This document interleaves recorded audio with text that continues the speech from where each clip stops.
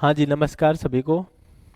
पिछली क्लास में हमने धातुओं के बारे में पढ़ना स्टार्ट किया था, धातु और अधातु के बारे में, है ना। धातु और अधातु के भौतिक गुणधर्म हमने पढ़े थे।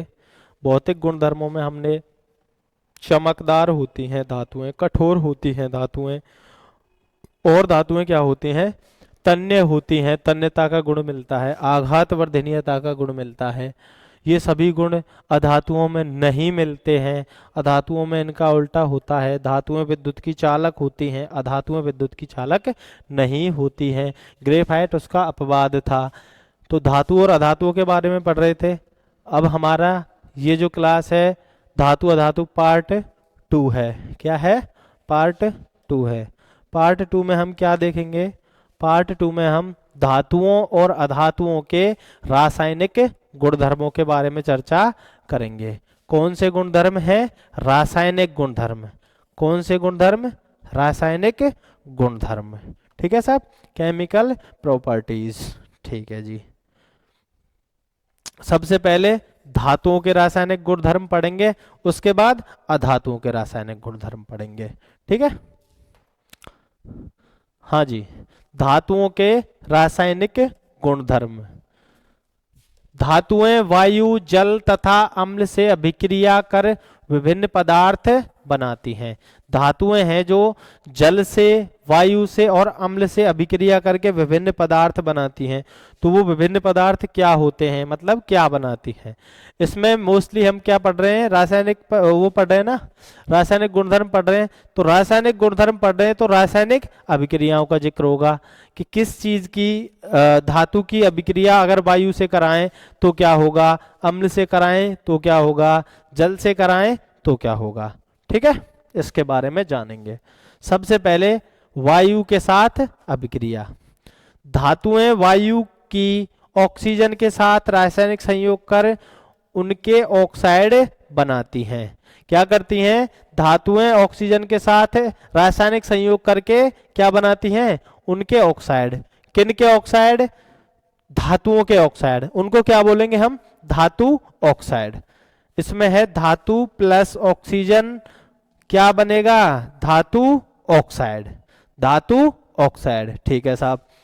जब मैग्नीशियम रिबन को ऑक्सीजन की उपस्थिति में जलाया जाता है तब सफेद राख बनती है।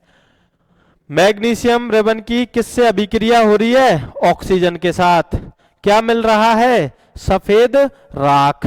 यह राख क्या कहलाती है? Magnesium oxide. क्या कहलाती है? Magnesium oxide. ठीक है जी। उसके बाद इस राख को परख नली में डालकर थोड़ा सा जल मिलाते हैं तथा इसका लिटमस परीक्षण करते हैं। अब इस जो राख बनी है उस राख का हम क्या कर रहे हैं? परीक्षण कर रहे हैं, लिटमस टेस्ट कर रहे हैं। उसके लिए क्या करेंगे? उस राख को परख नली में डालकर थोड़ा सा जल मिलाते हैं। ठीक है साहब। हम देखते हैं कि लाल लिटमस पत्र नीला हो जाता है। लाल लिटमस पत्र कैसा हो जाता है? नीला हो जाता है। लाल लिटमस पत्र कैसा हो जाता है? नीला हो जाता है। वैसे जो लिटमस पत्र है ये क्या है? सूचक है। क्या है? सूचक है। और सूचक क्या होते हैं साहब? और सूचक मेथिल ऑरेंज होता है, फिनेफ्थोलीन होता है, और क्या होता है? हल्दी होता है। ठीक है। और लिटमस पत्र होता है। ये सभी क्या है? सूचक। इनको कब पढ़ेंगे हम? इनको पढ़ेंगे अम्ल, क्षार व लवण वाली क्लास में, है ना। शायद इससे अगली क्लास में उनके बारे में हम चर्चा करेंगे। लेकिन लिटमस परीक्षण के बारे में थोड़ा सा यहाँ आया है तो जानने की जरूरत है। हम लिखेंगे दो नाम। दो नाम कौन के? एक है अनिल कपूर का। किसका? अनिल कपूर का। अनिल कपूर का। अनिल कपूर का। अनिल कपूर लिख लिया हमने। उसके बाद इनकी जो धर्मपत्नी है उनका नाम क्या है? उनका नाम क्या है? छालिनी कपूर। क्या नाम है? छालिनी, छालिनी, छालिनी कपूर। क्या है? छालिनी कपूर। छालिनी कपूर। क्या है? छालिनी कपूर। लिख दिया साहब। एग्जैक्ट छालनी कपूर अगर ना हो तो भ्रमित मत होना, हमको केवल मानना है। अनिल कपूर की पत्नी का नाम हमको क्या मानना है? छालनी कपूर मानना है साहब। मान लिया, छालनी कपूर मान लिया, सभी ने मान लिया, मान लिया। मान लिया तो अनिल क्या है? अनिल में आ से बन गया अम्ल। आ से क्या बन गया? अम्ल। आ से क्या बन गया? अम्ल। आ से बन गया अम्ल। ठीक है जी, अम्ल बन गया। आ से बन गया अम्ल। आ से बन गया अम्ल। अम्ल क्या बन गया? अम्ल। दिखाई दे रहा है? नहीं दे रहा है, अभी दे जाएगा ना। अम्ल बन गया। ना से बन गया नीला। ना से क्या बन गया? नीला। ठीक है। ला से बन गया लाल। ला से बन गया लाल। लाल बन गया, लाला नहीं बना, लाल बना है ये, है ना। ला से लाल। ऐसे ही छालनी में छा से बन गया छार। क्या बन गया? छार। और ला से बन गया लाल। ला से बन गया लाल। ना से बन गया नीला। ना से क्या बन गया? नीला। बन गया सब। अनिल में आ से अम्ल, ना से नीला और ला से लाल। मतलब जो लिटमस पत्र है, जो लिटमस पत्र है, अम्ल में अगर वो डालेंगे तो वो कैसा हो जाएगा? नीले से लाल। अम्ल को सॉरी लिटमस पत्र को अम्ल में डालेंगे तो वो नीला हो नीले को लाल कर देगा। अगर नीले लिटमस पत्र को अम्ल में डालेंगे तो नीले से कैसा हो जाएगा? लाल हो जाएगा। ठीक है साहब। उसी लिटमस पत्र को, अगर लिटमस पत्र को, लाल लिटमस पत्र को हम छार में डालेंगे, लाल लिटमस पत्र को छार में डालेंगे तो वो कैसा हो जाएगा? नीला हो जाएगा। ठीक है साहब। ये ट्रिक है, ट्रिक मान लेना या इसको कुछ भी मान लेना, आपको केवल समझ आना चाहिए, पता होना चाहिए कि जो अम्ल हैं वो लिटमस पत्र को लाल कर देते हैं और जो क्षार हैं वो लिटमस पत्र को नीला कर देते हैं। एक्चुअल में जो लिटमस पत्र का रंग होता है वो बैंगनी होता है। ठीक है, कैसा होता है? बैंगनी होता है। लेकिन अगर हम लाल लिटमस पत्र लें तो वो कैसा हो जाएगा? नीला हो जाएगा। किसमें? क्षार में। और अगर हम नीला लिटमस पत्र लें और उसको अम्ल में डालें तो वो लाल हो जाएगा। इसका पता होना आपको जरूरी है। लिखना हो जो लिख लें, इसको लिख लिया होगा, नहीं तो क्लास को पॉज करके बैक करके तब लिख लेना। ठीक है, ठीक है साहब, यहां तक क्लियर है ना? हाँ, उसके बाद क्या हो रहा था? लाल लिटमस पत्र नीला हो जाता है। परख नली में क्या डाल रहे हैं हम? लाल लिटमस पत्र कैसा हो रहा है? नीला। लाल हो रहा है नीला। छालनी, ला से ना, ला से ना, ला के बाद क्या आ रहा है? ना। ला से ना, लाल से नीला, लाल से नीला। क्या हो रहा है? छार। क्या कर रहा है? छार। क्या कर रहा है? छार। अर्थात उपयुक्त विलयन ऑक्साइड की प्रकृति कैसी है? क्षारीय प्रकृति है। इससे हम ये कह सकते हैं, इससे हम ये कह सकते हैं जो धातु ऑक्साइड होते हैं, जो धातु ऑक्साइड होते हैं उनकी प्रकृति कैसी होती है? क्षारीय होती है। कैसी होती है? क्षारीय होती है। इसी प्रकार तांबा तथा एल्यूमिनियम वायु की ऑक्सीजन से अभिक्रिया कर कॉपर ऑक्साइड एवं एल्यूमिनियम ऑक्साइड बनाते हैं। तांबा क्या बनाएगा? वायु से ऑक्सीजन से अभिक्रिया करके कॉपर ऑक्साइड। एल्यूमिनियम क्या बनाएगा? Aluminium oxide. इसी कारण तांबे तथा एल्यूमिनियम के बर्तन मलिन दिखाई देते हैं। कैसे दिखाई देते हैं? मलिन दिखाई देते हैं। ठीक है जी, यहां तक सबका क्लियर है? हाँ जी क्लियर है। क्लियर है तो आगे चलो। यह है साहब पिछले वाला उदाहरण। क्या है पिछले वाला उदाहरण? ये क्या है? मैग्नीशियम। मैग्नीशियम लिया, ऑक्सीजन से अभिक्रिया कराई। मैग्नीशियम से किसकी अभिक्रिया कराई? ऑक्सीजन की। ऑक्सीजन की अभिक्रिया कैसे कराई? मैग्नीशियम का वो ले लिया हमने, मैग्नीशियम का रिबन ले लिया, ये है ना, मैग्नीशियम का एक टुकड़ा ले लिया, उसको हमने जलाया। किसकी उपस्थिति में? यहाँ क्या उपस्थित है? यहाँ उपस्थित है ऑक्सीजन। क्या उपस्थित है? ऑक्सीजन। मैग्नीशियम रिबन की ऑक्सीजन की उपस्थिति में ऑक्सीजन से अभिक्रिया करा रहे हैं ना, है ना, ऑक्सीजन से अभिक्रिया करा रहे हैं यहाँ, ठीक है साहब। तो क्या बन रहा है? Magnesium oxide, MgO। क्या बन रहा है? Magnesium oxide. अब जो ये राख बन रही है, राख नीचे गिर रही है सफेद, है ना, इसको बोल रहे हैं हम मैग्नीशियम ऑक्साइड। क्या बोल रहे हैं? मैग्नीशियम ऑक्साइड, ठीक है जी। जो मैग्नीशियम ऑक्साइड है इसको हमने डाला परख नली में, है ना, परख नली में थोड़ा सा मिला दिया जल। क्या मिला दिया? जल। क्या बन गया? विलियन। क्या बन गया? विलियन, ठीक है साहब, विलियन बन गया।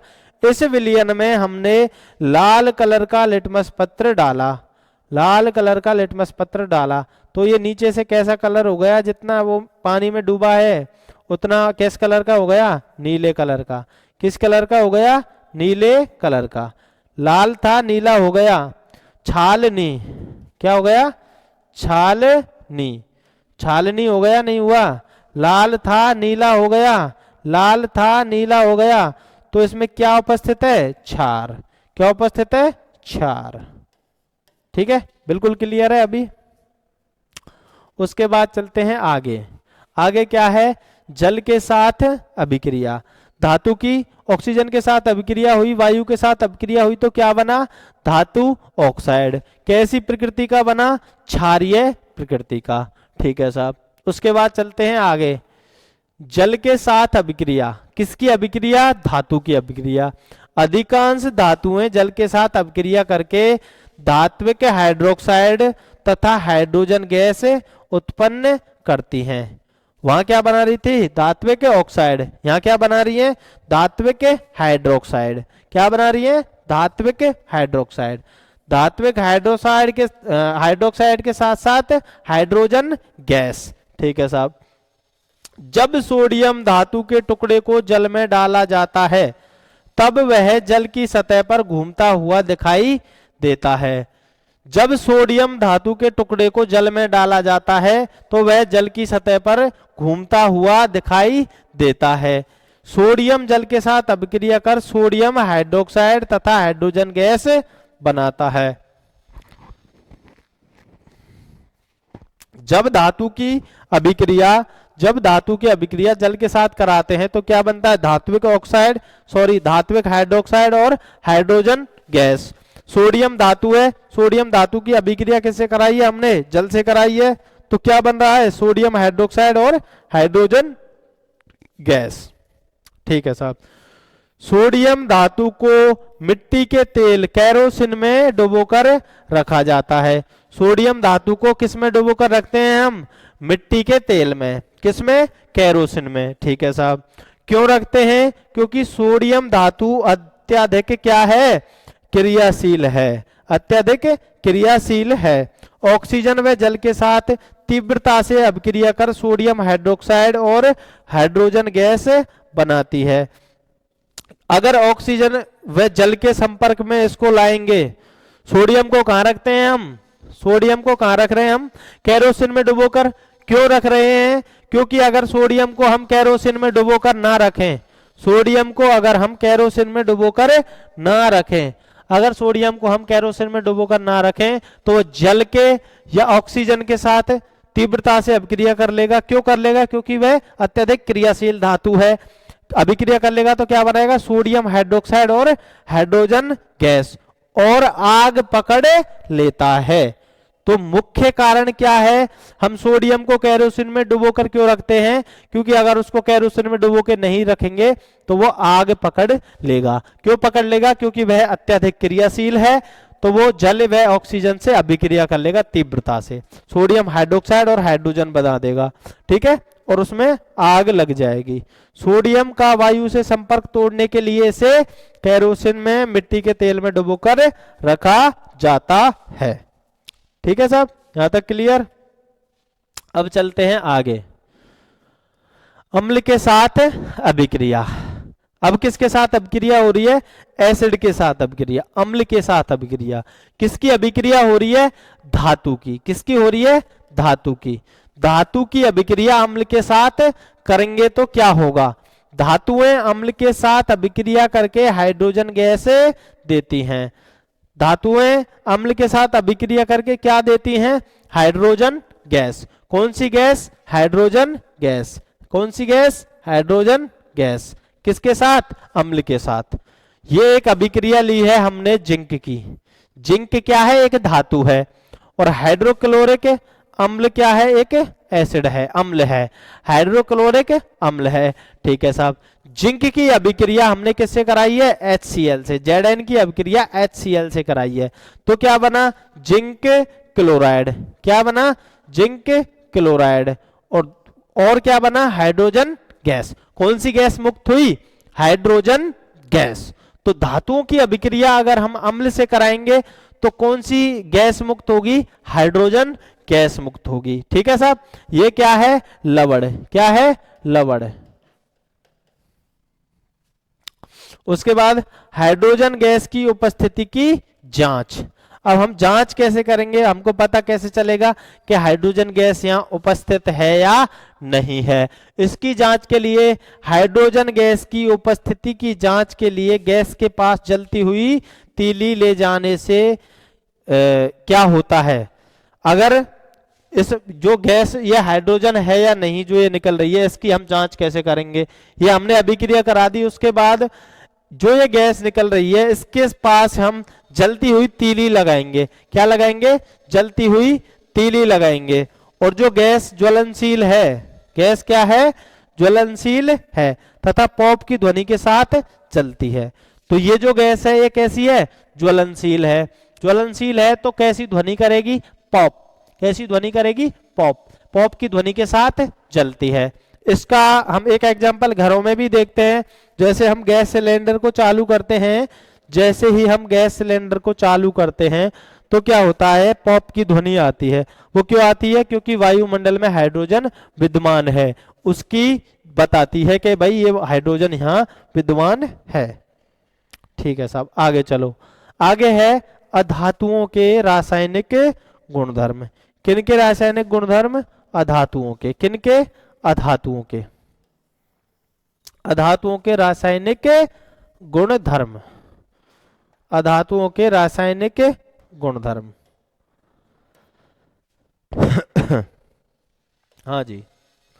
सबसे पहले किसकी अभिक्रिया कराएंगे हम? वायु की। सबसे पहले किसकी कराएंगे? वायु की। जब धातु की हमने वायु से अभिक्रिया कराई थी तो क्या निकला था? धातु ऑक्साइड। क्या निकला था? धात्विक ऑक्साइड। अब हम अधातु की अभिक्रिया कराएंगे तो क्या निकलेगा? अधातु वायु के साथ अभिक्रिया कर ऑक्साइड बनाती हैं। कौन सी ऑक्साइड बनाती हैं? अधात्विक ऑक्साइड। कौन सी ऑक्साइड? अधात्विक ऑक्साइड। क्या बोलेंगे इस ऑक्साइड को? अधात्विक ऑक्साइड। अधात्विक ऑक्साइड। ठीक है। अधात्विक ऑक्साइड बनाई है ना अधातुओं ने। धातुओं ने कैसी बनाई थी? धात्विक ऑक्साइड। ठीक है साहब। ये भी बना ली। अधातुएं वायु के साथ अभिक्रिया करके ऑक्साइड बनाती हैं। यह ऑक्साइड अम्लीय प्रकृति के होते हैं। ये कैसी प्रकृति के होते हैं? अम्लीय प्रकृति के। धातुओं से जो ऑक्साइड बन रहे थे, धातुओं की ऑक्सीजन के साथ वायु के साथ अभिक्रिया हो रही थी तो कौन सी प्रकृति के बन रहे थे? क्षारीय प्रकृति के बन रहे थे। तो धात्विक ऑक्साइड की प्रकृति कैसी होगी? क्षारीय। अधात्विक ऑक्साइड की प्रकृति कैसी होगी? अम्लीय। कैसी प्रकृति होगी? अम्लीय। ठीक है। उसके बाद सल्फर का चूर्ण वायु से अभिक्रिया कर सल्फर डाइऑक्साइड गैस उत्पन्न करता है। क्या उत्पन्न करता है? सल्फर डाइऑक्साइड गैस उत्पन्न करता है, जो कि अधातु का अम्लीय ऑक्साइड है। क्या है? अम्लीय ऑक्साइड है, जिसका लिटमस परीक्षण करने पर नीला लिटमस कैसा हो जाता है? लाल हो जाता है। सल्फर का जो चूर्ण है, सल्फर का हमने चूर्ण लिया। सल्फर क्या है? अधातु है। ठीक है साहब। सल्फर का लिया हमने चूर्ण, उसकी अभिक्रिया किससे कराई हमने? वायु से।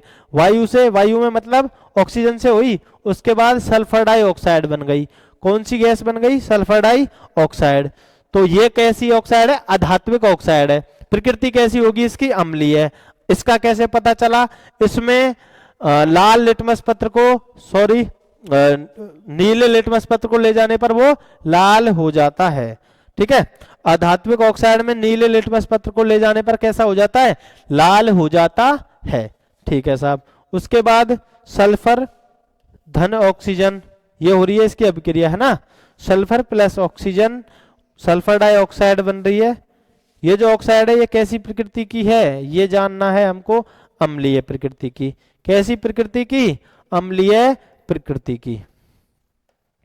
अम्लीय प्रकृति की है। इसकी जांच हमने कैसे की? इसके अंदर ले गए हम अम्ल में लिटमस का क्या होता है? अनीले, नीले को क्या कर देता है? लाल। इसमें हमने नीला लिटमस पत्र लिया, वो क्या कर दिया उसने? लाल। तो आपको क्या याद होना चाहिए?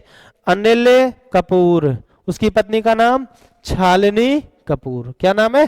छालनी कपूर। ठीक है, अब आगे चलते हैं। आगे क्या है? जल के साथ अभिक्रिया। अब किसके साथ अभिक्रिया करा रहे हैं? जल के साथ। किसकी अभिक्रिया? अधातु की। अधातु की जल के साथ अभिक्रिया। सामान्यतः अधातुएं जल या जलवाष्प के साथ अभिक्रिया नहीं करती हैं। सामान्यतः अधातुएं जल के साथ या जलवाष्प के साथ अभिक्रिया नहीं करती हैं, इसलिए फास्फोरस को जल में संग्रहित करते हैं। जो अधातुएं होती हैं सामान्यतः वे जल के साथ अभिक्रिया नहीं करती हैं। जो अधातुएं होती हैं वो सामान्यतः जल के साथ अभिक्रिया नहीं करती हैं, इसीलिए फास्फोरस को हम कहाँ स्टोर करते हैं? जल में स्टोर करते हैं। अब मेरा एक प्रश्न है आपसे, सोडियम को कहाँ स्टोर करते हैं, वह क्यों? ये आपको कमेंट में बताना है। ठीक है, ये आपको कमेंट में बताना है। उसके बाद अगला है अम्ल के साथ अभिक्रिया। किसके साथ अभिक्रिया? अम्ल के साथ अभिक्रिया। किसकी अभिक्रिया हो रही है? अधातु की। किसकी हो रही है? अधातु की। यहां भी अधातु की, यहां भी अधातु की। अधिकांश अधातुएं तनु अम्ल के साथ अभिक्रिया नहीं करती हैं। तनु अम्ल बोले तो लिक्विड एसिड। कैसा एसिड? Liquid acid. अम्ल दो प्रकार के होते हैं ना, ऐसी प्रकृति देखी जाए उनकी भौतिक तो दो प्रकार की होती है। कैसे कैसे सर? ऐसे ऐसे होती है, एक तो होते हैं तनु एसिड, एक होते हैं सांद्र एसिड। कैसे?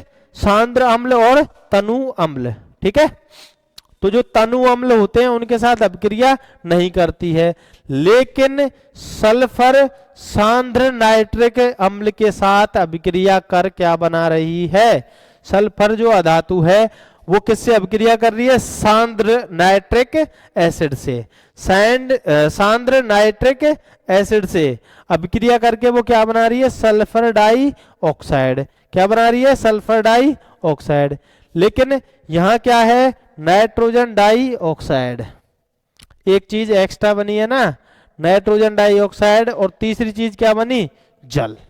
ठीक है, सल्फर की अभिक्रिया सांद्र नाइट्रिक एसिड से, तनु एसिड से अभिक्रिया अधातुएं नहीं करती हैं। सांद्र नाइट्रिक एसिड से अभिक्रिया करा दी तो क्या बना? सल्फर डाइऑक्साइड, नाइट्रोजन डाइऑक्साइड और जल।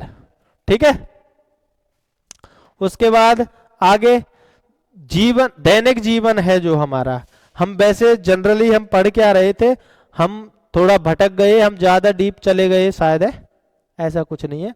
जितना परीक्षा के लिए जरूरी है हम उतना ही पढ़ रहे हैं अभी तक, है ना। तो दैनिक जीवन में हम दैनिक विज्ञान ही तो पढ़ रहे थे। दैनिक जीवन में धातु व अधातु के उपयोग, दैनिक जीवन में धातु और अधातुओं के क्या उपयोग है? जैसे बर्तन बनाने के लिए, सॉरी, जो बर्तन होते हैं घर में, जो बर्तन होते हैं खाना बनाने के लिए, उनमें हम किस चीज का प्रयोग करते हैं? आप बोलोगे सर धातु का। ठीक है, धातु का प्रयोग करते हैं। क्यों करते हैं? क्योंकि धातु ऊष्मा की अच्छी चालक होती हैं, लेकिन उनके हैंडल होते हैं जो, वो अधातुओं के बनाए जाते हैं, क्योंकि अधातुएं ऊष्मा का चालन नहीं करती हैं। ठीक है, ये बात ऊष्मा वाले टॉपिक में पढ़ना, ये इस बात को विस्तार से कहां समझना है? ऊष्मा वाले टॉपिक में, वो है फिजिक्स में, है ना। हाँ जी, धातुओं के उपयोग हमको केवल नाम पता होना चाहिए कि किस चीज का उपयोग कहाँ कर रहे हैं और क्यों कर रहे हैं।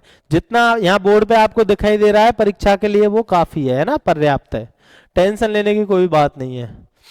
पहला है धातु का उपयोग भोजन पकाने के बर्तनों में किया जाता है। जो भोजन पकाने के जो बर्तन होते हैं उनको बनाने के लिए किस चीज का प्रयोग किया जाता है? आप बोलोगे सर धातु का, ठीक है। उसके बाद बिजली के उपकरण, रेडियो, विद्युत वाहक तार, फ्रिज इत्यादि में मुख्यतः किसका उपयोग करते हैं? तांबे का। क्या बोलेंगे आप? तांबे का।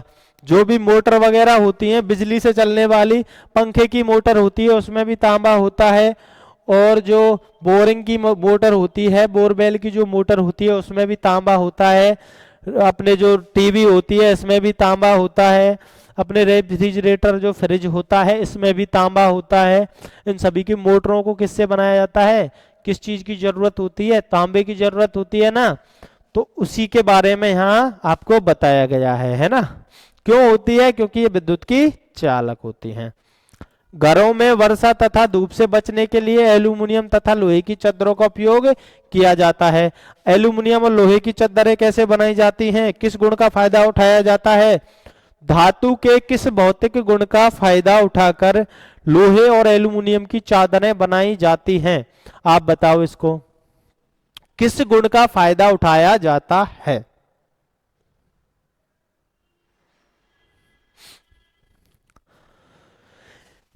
इसमें उठाया जाता है आघात वर्धनीयता का, ठीक है। उसके बाद है सोना चांदी तथा टिन का उपयोग। सोना चांदी तथा टिन का उपयोग आभूषण तथा सिक्के बनाने में किया जाता है। आभूषण तथा सिक्के बनाने में किसका उपयोग करते हैं हम? सोना चांदी तथा टिन का। किसका? सोना चांदी तथा टिन, टिन है ना, SN। उसके बाद पारा, पारा का उपयोग Hg है ना, पारा का उपयोग तापमापी या थर्मामीटर में किया जाता है। हम शरीर का जो टेम्परेचर मापते हैं या और किसी चीज का जो टेम्परेचर मापते हैं उसमें हम किस चीज का उपयोग करते हैं? पारा का उपयोग करते हैं। ये बात भी ताप और ऊष्मा वाला चैप्टर पढ़ेंगे तो आपको अच्छे से समझ आएगी कि वहां मैंने थर्मामीटर के बारे में थोड़ा डीप बताया है, ठीक है।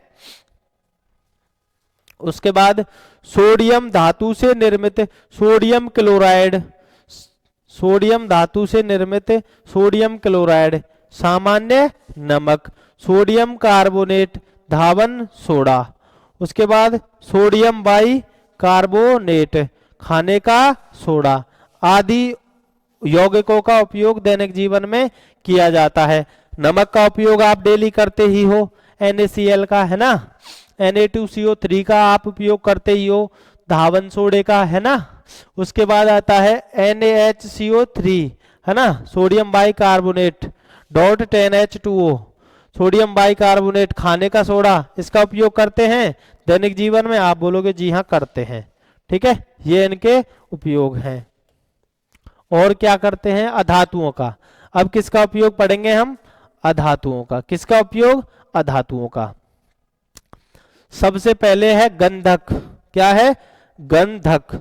गंधक का उपयोग अम्ल, गंधक का उपयोग अम्ल, औषधियां तथा बारूद बनाने में किया जाता है।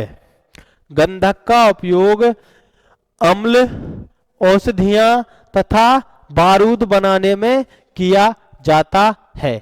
गंधक का उपयोग औषधियां, अम्ल व बारूद बनाने में किया जाता है। उसके बाद लाल फास्फोरस। लाल फास्फोरस का उपयोग दियासलाई, पटाखों और जंतुनाशकों में किया जाता है। लाल फास्फोरस, लाल फास्फोरस क्या है? लाल फास्फोरस क्या है? लाल फास्फोरस है P4 है ना। इसका उपयोग दियासलाई, पटाखों में और जंतुनाशकों में किया जाता है, ठीक है साहब। उसके बाद ग्रेफाइट, ये कार्बन का ही अपर रूप है ना। ग्रेफाइट का उपयोग इलेक्ट्रोड बनाने में किया जाता है। ग्रेफाइट का उपयोग किस में किया जाता है? इलेक्ट्रोड बनाने में किया जाता है। ये मैंने बताया था ग्रेफाइट है जो विद्युत की क्या होती है? सुचालक है ना, क्योंकि ये अपवाद था अधातुओं में। पेंसिलों में शीशे के विकल्प के रूप में ग्रेफाइट का उपयोग करते हैं। पेंसिल जो होती है जिसको हम रूल बोलते हैं ना, जो पेंसिल होती है, पेंसिल में जो नोक होती है जिसको हम लिखने के काम में लेते हैं, जो नोक होती है पेंसिल की, उसमें क्या होता है, ग्रेफाइट होता है। शीशा भी होता है, शीशा नहीं होता है तो क्या होता है, ग्रेफाइट होता है। उसके बाद आगे चलते हैं। आगे क्या है, उत्कृष्ट धातुएं। कैसी धातुएं, उत्कृष्ट धातुएं। उत्कृष्ट धातुएं क्या हैं? उत्कृष्ट धातुएं क्या हैं? ऐसी धातुएं जिन पर जल, अम्ल, क्षार आदि का कोई प्रभाव नहीं पड़ता है। कुछ धातुएं ऐसी होती हैं जिन पर जल, अम्ल, क्षार आदि का, वायु आदि का कोई प्रभाव नहीं पड़ता है। उनके उदाहरण हैं। तो हमको सीधा सीधा पेपर में आएगा इनमें से कौन सी उत्कृष्ट धातु है या नहीं है। ठीक है, आपको 4 का पता हो तो बहुत काफी है ना। पहली है प्लेटिनम, उत्कृष्ट धातु कौन सी है, प्लेटिनम। दूसरी है रोडियम, कौन सी है, रोडियम। प्लेटिनम का क्या है, पीटी। रोडियम का क्या है, आरएच। उसके बाद है पैलेडियम, क्या है, पैलेडियम। इसका क्या है, पीडी। ठीक है साहब। उसके बाद है सोना, सोने का क्या है, एयू, औरम। ठीक है, सोना। प्लेटिनम, रोडियम, पैलेडियम, औरम, सोना। ठीक है, ये 4 धातुएं हैं जिनको हम मुख्यतः क्या मानते हैं, उत्कृष्ट धातुएं मानते हैं। सोने की शुद्धता मापने की इकाई को क्या कहते हैं, कैरेट। क्या कहते हैं, कैरेट। 24 कैरेट पर सोना क्या होता है, सबसे शुद्ध होता है।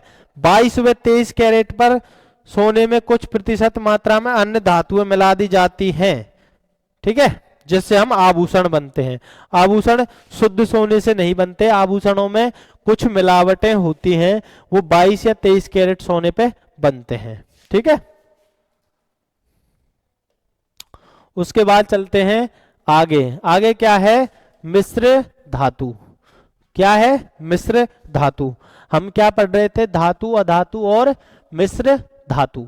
ठीक है, अब तीसरे नंबर पे आएगी अपनी मिश्र धातु। 2 या 2 से अधिक धातुओं अथवा अधातु, है ना, धातु और अधातु दोनों में से कोई सी हो सकती है ना। धातुओं अथवा अधातु की निश्चित मात्रा मिलाकर, है ना। एक तो धातु होगी इसमें, कैसे है, एक साइड में तो होगी धातु। 2 या 2 से अधिक धातुओं अथवा धातु और अधातु, मतलब धातु तो मिलेगी उसमें, दूसरी धातु हो या अधातु हो, ठीक है, वो मिश्र धातु हो जाएगी। कि निश्चित मात्रा मिलाकर उसमें वांछित गुणधर्म प्राप्त किए जा सकते हैं। ऐसे समांगी मिश्रण को क्या बोलते हैं, मिश्र धातु बोलते हैं। अब सीधा सीधा यह है, मिश्र धातु किसे कहते हैं, मिश्र धातु उसे कहते हैं जिसमें कोई धातु या तो दूसरी धातुओं से मिले या किसी अधातु से मिले। किसी धातु में या तो कोई धातु मिला दे या और अधातु मिला दे निश्चित मात्रा में, है ना, निश्चित मात्रा में अगर वो मिला दे तो क्या बन जाएगी, मिश्र धातु बन जाएगी। क्या बन जाएगी, मिश्र धातु। एग्जाम्पल क्या है इसके, कांसा, पीतल, स्टेनलेस स्टील। मिश्र धातु के एग्जाम्पल क्या है, कांसा, पीतल और स्टेनलेस स्टील। स्टेनलेस स्टील में लोहे के साथ साथ क्या क्या मिलाया जाता है, स्टेनलेस स्टील जो ब्लेड होते हैं, है ना, लोहे के साथ साथ क्रोमियम होता है उसमें, और क्या होता है, निकेल होता है, तथा क्या होता है, यही होते हैं लोहा, क्रोमियम और निकेल। लोहा, क्रोमियम और निकेल। स्टेनलेस स्टील में क्या क्या होते हैं, लोहा, क्रोमियम और निकेल। उसके बाद पीतल में क्या क्या होता है, जस्ता तथा तांबा। जस्ता तथा तांबा किसमें होता है, पीतल में। क्यों मिलाए जाते हैं, निश्चित मात्रा मिलाए जाते हैं ताकि वे जंग रोधी बन सके। क्या बन सके, जंग रोधी बन सके, ताकि उनमें जंग ना लगे। आभूषण तथा घर के बर्तनों में प्रयोग में लाए जाने वाले बर्तनों में जंग नहीं लगती है, क्योंकि उनको बनाते समय मुख्य धातु के साथ साथ अन्य धातु या अधातु की निश्चित मात्रा मिला देते हैं। ठीक है, मुख्य धातु में कोई बर्तन किसी धातु का है, उसमें पहले ही बनाते समय कुछ निश्चित धातु या अधातु मिला देते हैं ताकि वो जंगरोधी बन जाए। ठीक है सब। उसके बाद है कुछ प्रश्न हैं, है ना। प्रश्न है, धातुएं ऑक्सीजन के साथ अभिक्रिया करके क्या बनाती हैं? धातुएं ऑक्सीजन के साथ अभिक्रिया करके क्या बनाती हैं? हम कहेंगे क्षारीय ऑक्साइड। क्या बनाती हैं? क्षारीय ऑक्साइड। कौन सी ऑक्साइड? क्षारीय ऑक्साइड। अगला प्रश्न का उत्तर आप दोगे कमेंट बॉक्स में जरूर। जो भी क्लास देख रहा है वो जरूर कमेंट बॉक्स में इसका उत्तर लिखेगा, है ना। धातुएं अम्ल के साथ अभिक्रिया करके कौन सी गैस देती हैं? जो क्लास देख रहा है वो कमेंट बॉक्स में जल्दी से इसका उत्तर लिखेगा। धातुएं अम्ल के साथ अभिक्रिया करके कौन सी गैस देती हैं? Carbon dioxide, oxygen, sulphur dioxide या हाइड्रोजन? हाँ जी, कमेंट बॉक्स में कमेंट लिख दिया, नहीं लिखा? लिख दिया। लिख दिया तो देखो सही है या गलत है। उत्तर क्या है? हाइड्रोजन। क्या है? हाइड्रोजन। ठीक है। उसके बाद अगला, अधातुएं वायु के साथ अभिक्रिया कर क्या बनाती हैं? अधातुएं वायु के साथ अभिक्रिया करके क्या बनाती हैं? अधातुएं वायु के साथ अभिक्रिया करके क्या बनाती हैं? अधात्विक ऑक्साइड बनाती है ना। अधात्विक ऑक्साइड बनाती है ना। तो अधात्विक ऑक्साइड ऑप्शन में नहीं है तो क्या बनाती हैं? ऑक्साइड बनाती हैं। सल्फाइड नहीं बनाती, हाइड्रोजन गैस नहीं बनाती और लवण नहीं बनाती।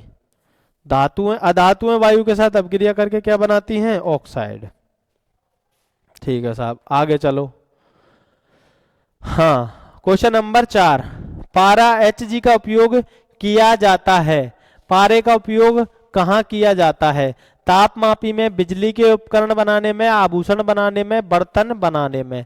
जो Hg जो पारा है उसका उपयोग हम कहाँ करते हैं? तापमापी में करते हैं। कहाँ करते हैं? तापमापी में करते हैं। इसकी जो परास जो रेंज होती है वो लगभग 35 डिग्री से 41 डिग्री सेल्सियस तापमान को मापने की होती है। ठीक है। और जो पारे का ही उपयोग क्यों करते हैं, ये प्रश्न आए तो इसका प्रश्न का उत्तर ये है कि पारा है जो एक तो शीशा से नहीं चिपकता है। जो शीशा होता है ना, जो तापमापी होता है उसमें जो कांच होता है उससे चिपकता नहीं है। दूसरा क्या है? ऊष्मा का अच्छा चालक होता है। तीसरा क्या है? तीसरा ये है जो पारे का जो गलनांक होता है, सॉरी हिमांक होता है। पारे का जो हिमांक होता है वो 39 डिग्री सेल्सियस होता है नेगेटिव। कितना होता है? -39 डिग्री सेल्सियस होता है इसका हिमांक। क्या होता है? हिमांक। ठीक है, ये इसका हिमांक होता है। ऊष्मा का अच्छा चालक होता है। दूसरी बात, कांच से नहीं चिपकता है, इसलिए इसका उपयोग करते हैं। किस में करते हैं? तापमापी में, थर्मामीटर में। ठीक है, आगे चलो। सोडियम क्लोराइड का सामान्य नाम क्या है? सोडियम क्लोराइड को हम क्या लिख रहे हैं? हम लिख रहे हैं सर NaCl। क्या लिख रहे हैं? NaCl। हमने क्या लिख दिया? Sodium chloride. इसका सामान्य नाम क्या है ये आप सभी जानते हैं, अभी हमने बताया था। आप चलो इसका उत्तर खुद करो। सोडियम क्लोराइड को हम किस सामान्य नाम से जान रहे हैं? इसका उत्तर जरूर कमेंट बॉक्स में लिखो। कमेंट बॉक्स में इसका उत्तर आना चाहिए जल्दी से जल्दी। ठीक है, जो बाद में क्लास देख रहे हैं वो ही लिखेंगे जरूर, है ना। कमेंट बॉक्स की बात कर रहा हूं मैं, लाइव चैट की बात नहीं कर रहा हूं, है ना। कमेंट बॉक्स में उत्तर लिखना है आपको। लिख दिया? रोक के लिख दो क्लास को। आगे इसका उत्तर है नमक। उत्तर क्या है? नमक। उसके बाद अगला, मिश्र धातु का उदाहरण है। निम्न में से कौन सा मिश्र धातु का उदाहरण है? किसका उदाहरण है? मिश्र धातु का। मिश्र धातु का उदाहरण क्या है? मिश्र धातु का उदाहरण क्या है? मिश्र धातु का उदाहरण क्या निकल के आया है? पीतल। क्या निकल के आया है? पीतल। ठीक है, मिश्र धातु का उदाहरण क्या है? पीतल। ठीक है जी। उसके बाद आगे चलो। आगे क्या है? थैंक्स। क्या है? थैंक्स, धन्यवाद। अपने हमने अब तक धातु अधातुओं के बारे में पढ़ लिया, कंप्लीट है ना, धातु अधातु के बारे में पढ़ लिया। उसके बाद उससे पहले हमने क्या पढ़ा था, उससे पहले हमने क्या पढ़ा था, लगभग केमिस्ट्री में हमने पदार्थ के बारे में पढ़ लिया, उसके बाद धातु अधातु के बारे में पढ़ लिया, पदार्थ की भौतिक और रासायनिक दोनों प्रकार की स्थितियां पढ़ ली हमने, तत्व यौगिक मिश्रण वगैरह के बारे में पढ़ लिया, धातु जो क्या नाम है, पदार्थ की जो अवस्थाएं थी, ठोस द्रव गैस प्लाज्मा और बीईसी, उनके बारे में हमने पढ़ लिया। अभी हम क्या पढ़ेंगे इसके बाद, इसके बाद हम पढ़ेंगे अम्ल क्षार और लवण। क्या पढ़ेंगे, अम्ल क्षार और लवण, ठीक है जी। इसके बाद पढ़ेंगे अम्ल क्षार और लवण, ठीक है, धन्यवाद।